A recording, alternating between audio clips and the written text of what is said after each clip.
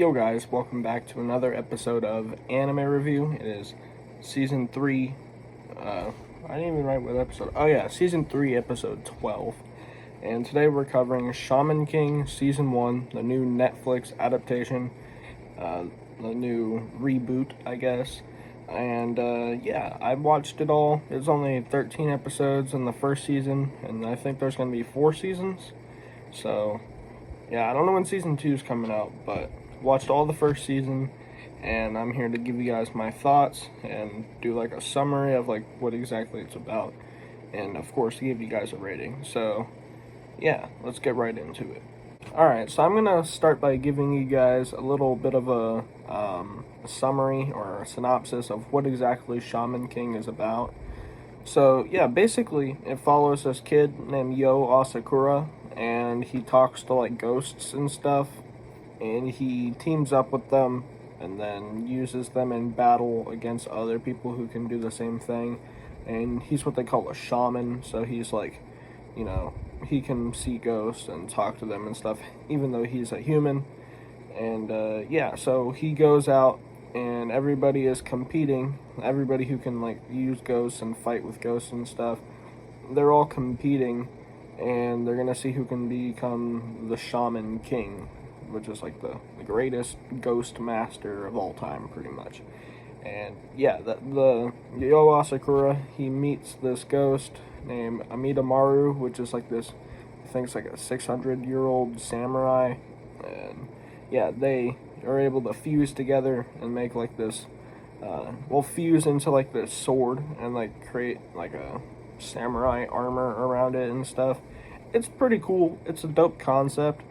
But I heard that, you know, we had the original back in the day and the manga back in the day, but now we're getting, well, for the manga we're getting reprints that are the omnibuses done by Kodansha, and then of course the reboot of the show here on Netflix. I heard that the Netflix show is going to be super rushed though, and I could definitely tell that it did feel kind of rushed, because apparently they're trying to adapt the entire manga into like 4 13-episode seasons so that they could do like the, I guess, box sets for like the Blu-rays or whatever. So yeah, it's gonna be super rushed apparently.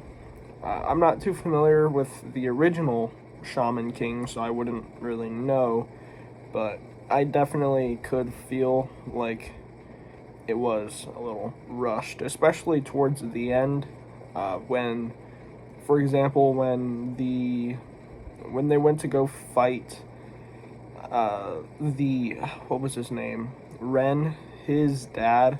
That whole fight, like they were about to fight, and then his grandpa just steps in, and then the fight stops, and then everybody's all cool now. Like, there was about to be a huge fight, and you were talking about how you were going to kill each other, and then one old dude steps in, and now everybody's all cool. Like, I don't know. It just seemed like there was an abrupt stop to, like, a lot of different fights and or, like, just events in general. So you could really tell that it was being rushed. But aside from that, it wasn't, like, it felt like, aside from it being rushed towards the end, I didn't have a lot of pacing issues. I didn't think it was that rushed to begin with. I felt like each episode kind of had its own thing going on. It wasn't like each episode, or like there wasn't several episodes that were really doing the same thing, like, and the next episode wasn't really a continuation of the previous one. It was like that for a few, like there'd be like 2 episodes where they're doing one specific thing, but for the most part each episode was like kind of its own thing. But as for like what happens in each episode, especially like I said towards the end, it felt rushed. So yeah. Also, there's another thing that I didn't like.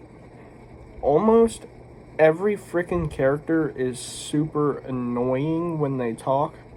Like Anna, Yo's fiance, because they have like a arranged marriage or whatever. Every time she talks, It is so annoying. I don't know what's wrong with her voice, but it's some of the most annoying crap ever. The little bowl cut kid is freaking annoying as crap too. Those are like the two main ones that are really annoying, but they're like the ones that are like they talk some of the most. Especially the little bowl cut kid. He is very annoying. Yo, he can be annoying at sometimes, but like he's not that bad. I think the least annoying people are probably Amidamaru and maybe Yo, but he has his moments. But especially Anna and the bowl cut kid, whose name I don't remember. They were freaking annoying the entire show. And there's 3 more seasons of that crap. And I might watch through it. I might keep up with it, or maybe not. If it's only 13 episodes a season, I might as well just watch it all the way through when the seasons get released. But I am not looking forward to that crap again, because they're just really annoying, so yeah. I totally forgot to mention Ren, too. Like, Ren is also super annoying. He sounds like he's so serious and talking about how he's gonna destroy everybody and how he wants revenge and vengeance and stuff. And it's just like, shut up, dude. You sound like a girl. Like, just stop talking about how you're gonna get your revenge and stuff when you literally sound like a female. Like, shut up. And then his sister's kind of bad. I forget, what was her name? I don't know. I can't remember, but she commands, like, the zombies and stuff. She kind of bad, I'm not gonna lie. But she was also a little bit annoying. Her voice was just, I didn't really like it too much. It wasn't super bad. Again, she is, like, on the same annoying level as, like, Yo, where it's like she has her moments, but it's not too bad. But Ren, Anna, and the bowl cut kid are annoying. But one character who I thought was really funny was the wooden stick gang dude with, like, the pompadour. First of all, his hair is ridiculous, especially, like, when it gets cut up and he has, like, and it gets split in two and he has, like, the hearts in his hair. That is some of the worst hair that I have ever seen, and I was honestly disgusted by it. But that's besides the point. I liked his voice. It was pretty funny. His whole character was really funny. Yeah, I quite enjoyed his character. His whole voice. His voice was, like, some of the most enjoyable parts about the show, because he just has such a, it's like they're trying to do, like, a weird southern accent thing. I don't know what they're doing with that, but I don't know. Every time I heard him speak, it was just hilarious. And there's some pretty funny moments with him, too. Yeah, a lot of the characters are just really annoying. And there's some of the main characters, too, that are showing up a lot in the show and doing some of the most talking. So it's a little hard to get through. The last thing that I do kind of want to talk about with the show, not the last thing, but the last thing that I didn't like about the show that I want to talk about is just how kiddie it felt. Like, kiddie, it wasn't, the weird thing about it was enjoyable, but it just seemed to, like I said, just kiddie. It's hard to explain, but I felt like when I was watching it, I felt like I was too mature for it. It felt like something that, I don't know, it felt like along the same lines of, like, Pokemon, which, honestly, you know, it kind of is supposed to be that way, but it had some, like, darker elements to it, but at the same time, it felt, I don't know, like, on the same lines of how Yu-Gi-Oh! Is, like, the power of friendship, and then, like, Pokemon is just, I don't know. Like, if you go back and watch Pokemon and Yu-Gi-Oh!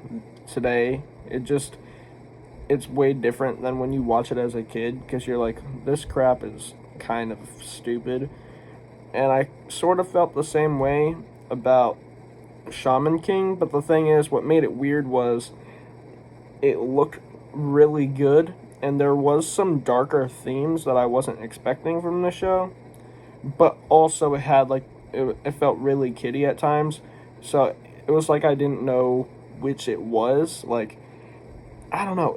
It's just a weird combination of like mature and kiddiness to it that I didn't know how to feel about it really. I mean, it wasn't, I don't know, just some of the themes are also, they're darker, but also like power, friendship, like super kiddie like. So yeah, that was one thing I was kind of thrown off by, and some of the parts I was kind of like, I wasn't a huge fan of just because of that.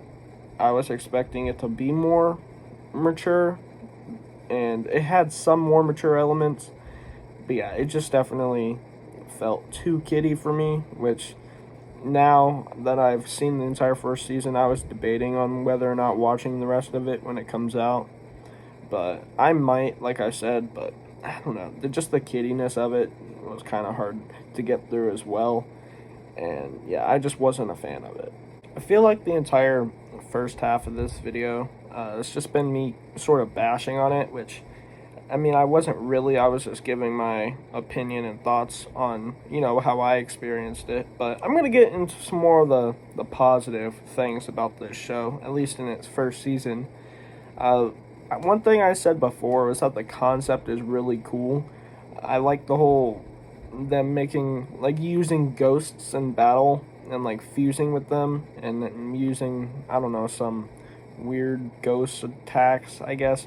But the main character specifically, he has the Amidamaru, which is the samurai guy, which I really like that whole thing, how he can take the samurai spirit and put it in his body so that the samurai uses his body in battle. And so, since he's like an expert with a sword, uses his body as like a medium for the ghost or spirit to fight in battle, which I really think that was cool. So, like, when it's almost like, in Yu-Gi-Oh, when Yugi uses the Millennium Puzzle and Yami comes into his body and uses his body to duel, since Yami is like a god at dueling.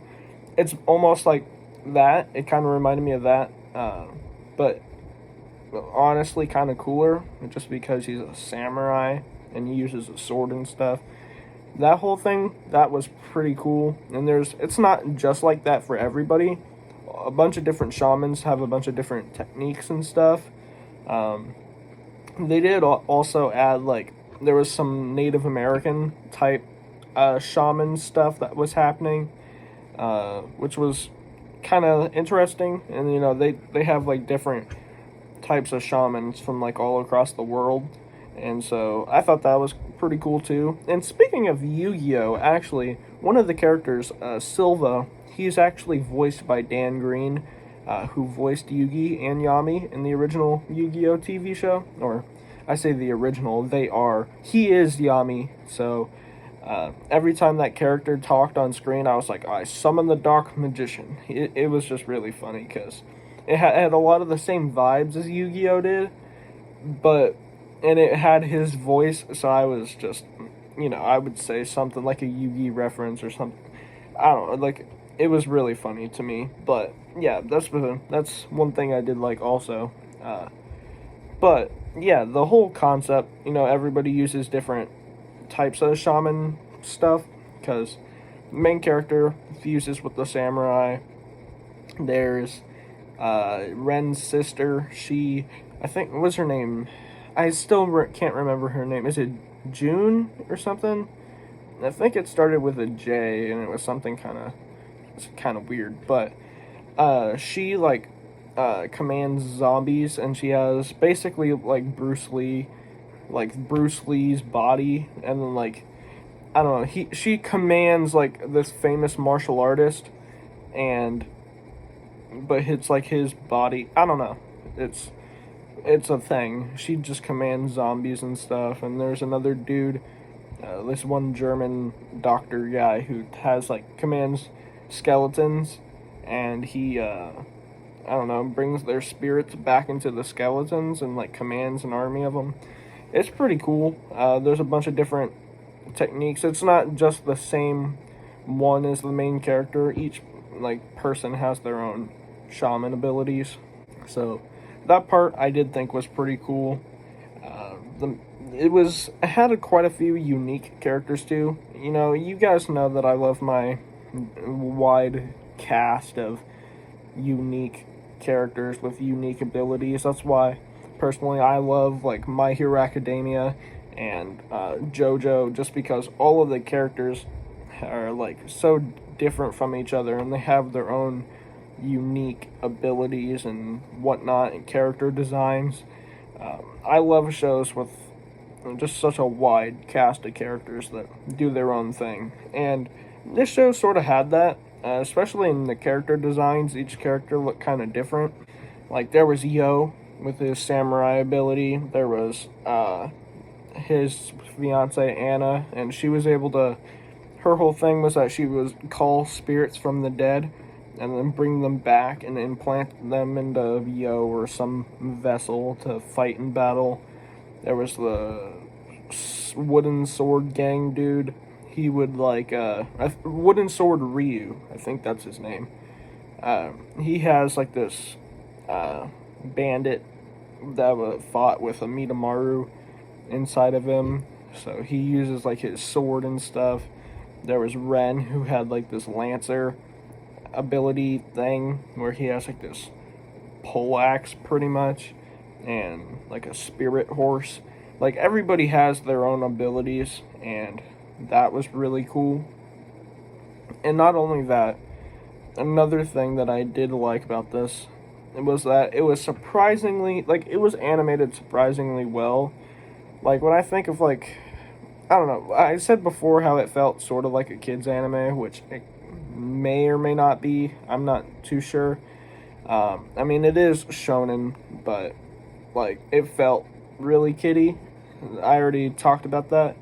But, so, it kind of had, like, kid anime vibes, but I was really surprised by how well it was animated.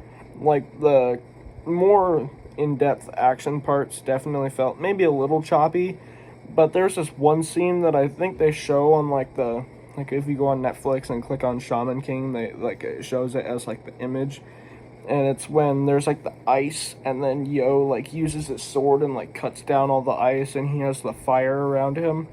Like, moments like that are really good. I love the colors and just how vibrant it looks, and it has a lot of, I don't know, moments like that are really well done, which I did like. It makes up for some of the weirder, or not weirder, but more, like I said, kiddie moments. And how well it was done was sort of one of the reasons why it kind of threw me off by how kiddie it felt, is like how well it was done. And another thing was, just like I had talked about before, the darker elements. So there's this one character, he is like this German doctor dude, and his wife got like shot in the head by some robber or whatever.